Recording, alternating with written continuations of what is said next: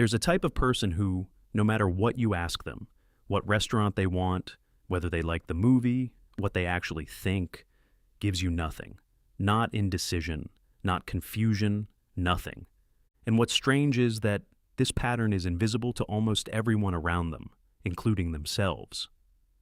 This video is about a specific psychological pattern, one that doesn't get named very often, but once you see it, you'll find it everywhere.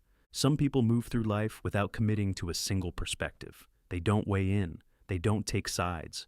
Even in conversations with no stakes at all, the opinion simply doesn't come. At first glance, this looks like open-mindedness, maybe even wisdom. But here's what's interesting. Researchers studying what's called opinion expression have found that whether someone voices a view has very little to do with whether they have one. So if the opinion exists, and it almost always does, something else is stopping it. That's what this is really about. Psychologists who study social conformity have long documented a behavior they call opinion suppression, the tendency to withhold a genuine view in order to avoid conflict, rejection, or the social cost of being different. But there's a more specific version of this that rarely gets discussed. People who don't just suppress opinions occasionally, but who have conditioned themselves, over years, to genuinely not know what they think. This starts early. Research on approval motivation suggests that individuals raised in environments where expressing a strong preference invited criticism, conflict, or even punishment learn to short-circuit the opinion formation process before it completes, not as a strategy, as a survival response. The child who always said what they wanted and got shot down eventually stopped forming the want, or at least stopped finishing the thought. By adulthood, this process is so automatic that it doesn't feel like suppression. It feels like genuinely not having a preference. This is the first layer. The opinion is there, but the person has learned to stop listening to it. And here's the thing most people completely miss. This isn't passivity.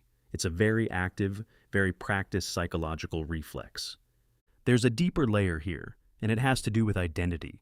Psychologists and others studying what's sometimes called self-concept threat have found that for certain individuals, having and voicing a perspective doesn't feel like sharing information. It feels like exposure. When you say what you think, you've made yourself visible. You've given others something to evaluate. And for someone who has learned, deeply, sometimes unconsciously, that visibility is dangerous. This is genuinely threatening. This is why you'll notice that opinionless people are often not quiet in other ways. They can be warm, articulate, funny, but ask them to take a position, and something shifts. There's a hesitation, a redirect, a sudden interest in what you think first. Because the issue isn't communication. The issue is that having an opinion requires owning a self, and that's exactly what feels risky. Here's the part that tends to catch people off guard. This pattern often coexists with high intelligence. In fact, some research on ambiguity tolerance suggests that people who are more analytically capable can be more prone to this, because they can always find a reason why any position might be wrong. The mind that can see all sides too clearly sometimes refuses to land on any of them. Now, here's where this gets counterintuitive.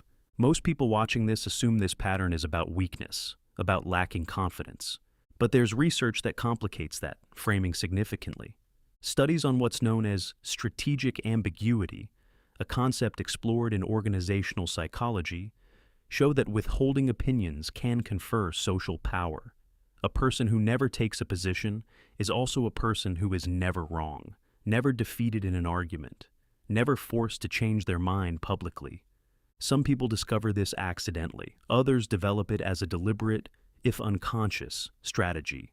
In this frame, the blank response isn't vulnerability. It's armor, which means what looks like someone who has no opinions may actually be someone who has decided, somewhere below conscious awareness, that opinions are simply too expensive, and that changes everything about how you interpret the behavior. Here's what this costs. Relationships are built, fundamentally, on revealed preferences. What you like, what you care about, what you believe. When someone consistently offers nothing, the people around them face a strange problem. They can't actually find the person. Therapists who work with attachment styles note that this pattern is closely tied to what's sometimes called dismissive avoidance, a form of emotional self-protection that keeps others at a manageable distance by never presenting a self that could be truly known.